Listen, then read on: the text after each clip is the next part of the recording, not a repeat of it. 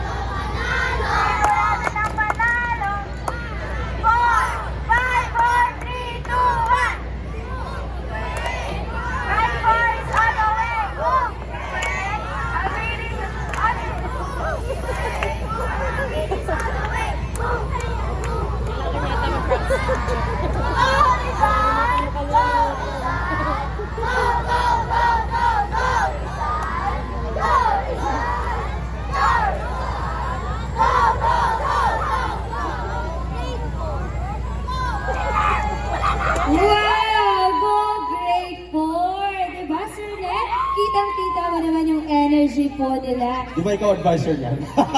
Ako syempre. advisor niya. Good job, Grade 4. Palakpakan naman po natin ang ating mga Grade 4 students. Okay, kung ikaw ang advisor niyan, eto, hawak mo to sa science and napaka-active dito sa klase. No? Now, the Grade 5 Quezon with class advisor, Miss Rosalinda Aquino.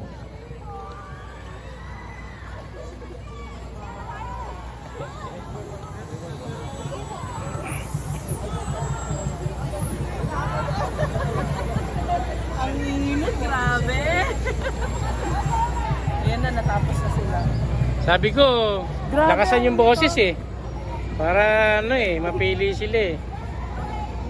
Energetic dapat eh. Kaso si teacher nakalimutan yung chant eh.